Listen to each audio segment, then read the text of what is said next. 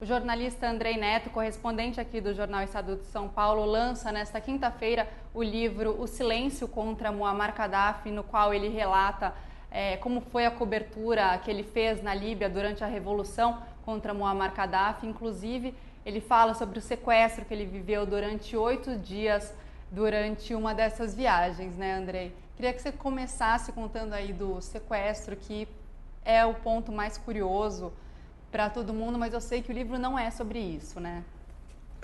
O livro, digamos assim, relata essa experiência também, mas logo depois que esse sequestro, que essa prisão aconteceu, eu já recebi propostas para escrever livros a respeito disso e esse não era o meu ponto. Eu não queria escrever um livro a respeito de 8 dias na prisão, por mais duros que eles tenham sido.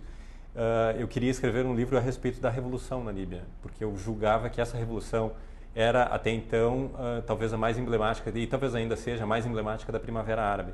Então o livro é sobre a Primavera Árabe, é um esforço, na verdade, para compreender o que está por trás, o que leva essas populações a desafiarem ditadores tão sanguinários, tão violentos, a ponto de promoverem guerras civis, como aconteceu na Líbia e na Síria, principalmente.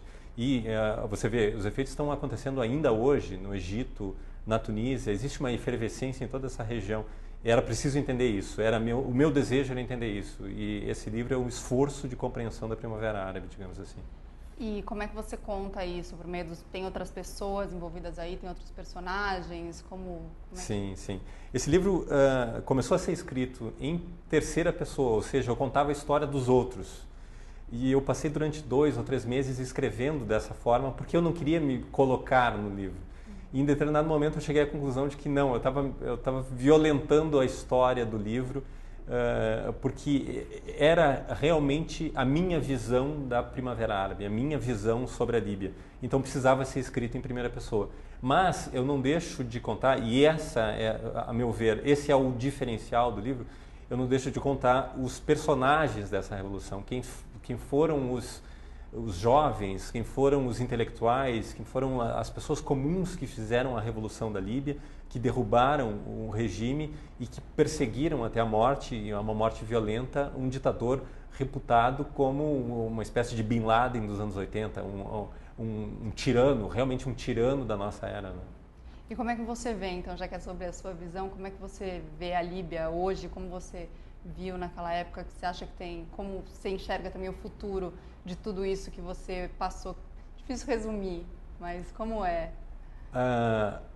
O Silêncio contra Muammar Gaddafi, que é o título do livro, é na verdade uma tentativa de explicar para o leitor o que originou isso. O silêncio, na verdade, era a opressão dessas populações. Para se manter, para não ser perseguido, digamos assim, por esses regimes, as populações só tinham uma opção: silenciar, ou seja, se abster de toda e qualquer crítica a esses regimes.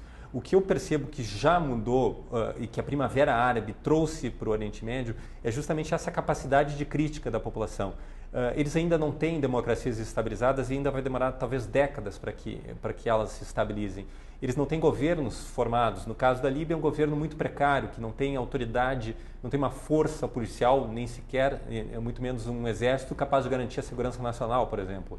A Síria está em frangalhos, o Iêmen é a mesma coisa, o Egito vive um processo, talvez um processo já contra-revolucionário.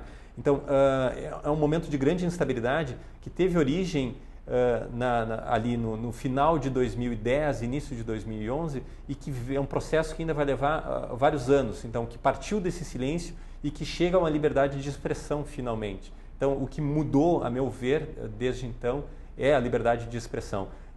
Oremos para que o processo de abertura democrática de toda a região, e não só desses 5, 6 países, continue ao longo dos próximos meses e dos próximos anos.